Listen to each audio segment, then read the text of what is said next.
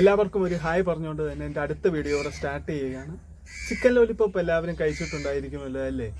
So ചിക്കന് പകരം egg use ചെയ്ത് എങ്ങനെ എഗ് ലോലിപോപ്പ് ഉണ്ടാക്കാമെന്ന് നമുക്ക് കാണാം. ആദ്യം തന്നെ ഒരു ബൗളിലേക്ക് 150 gram maida, cornflour 50 gram, 1 tablespoon Kashmiri chilli powder, ഫൈനായി ചോപ്പ് ചെയ്ത ginger 1/4 tablespoon, salt 1/4 tablespoon, ഒരു ഫുൾ മുട്ട, ginger garlic paste 2 table spoon.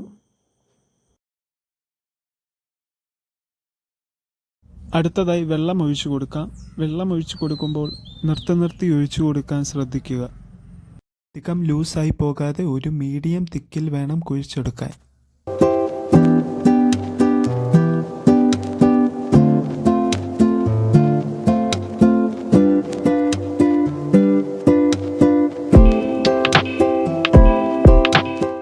ബാറ്ററിൽ bubbles form ആകുന്നിടം വരെ മിക്സ് ചെയ്യുക.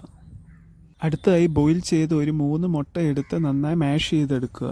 ഇതിലേക്ക് 1 teaspoon onion, 1 pinch chilli, 1 pinch salt എന്നിവ ചേർത്ത് മിക്സ് ചെയ്ത് ഓരോ ബോൾസ് ആക്കി കുഴച്ച് മാറ്റി വെക്കുക. ഒരു പാനിൽ എണ്ണയൊഴിച്ച് അത് നന്നായി ചൂടായി വന്നതിനു ശേഷം നമ്മൾ നേരത്തെ ഉണ്ടാക്കി വെച്ച മൈദ ബാറ്ററിൽ ഓരോരോ എഗ് ബോൾസ് ആയിട്ട് മുക്കി എണ്ണയിലേക്ക് ഇട്ട് കൊടുക്കാം. ഒരു സൈഡിലെ കളർ ചേഞ്ച് ആയി വരുമ്പോഴേക്കും മറിച്ചിട്ട് കൊടുക്കാം.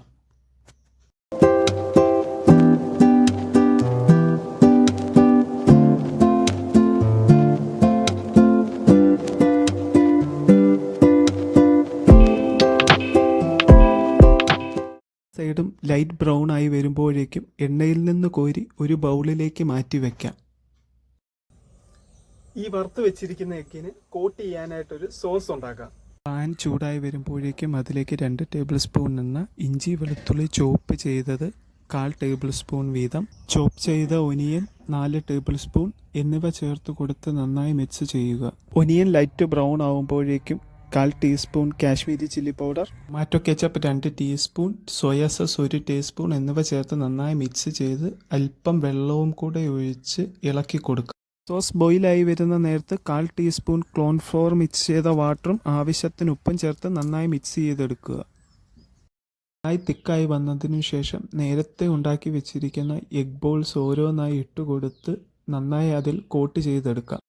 എഗ് ലോലിപോപ്പ് ഇവിടെ റെഡി ആയിട്ടുണ്ട്. ചൂടോടെ തന്നെ സെർവ് ചെയ്യാൻ മറക്കരുത്. അപ്പോൾ ഒരു സ്റ്റാർട്ടറായിട്ടും ഈവനിങ് സ്നാക്കായിട്ടുമൊക്കെ സെർവ് ചെയ്യാവുന്നതാണ്. മറ്റൊരു ദിവസം മറ്റൊരു വീഡിയോയുമായി കാണാം. ബൈ.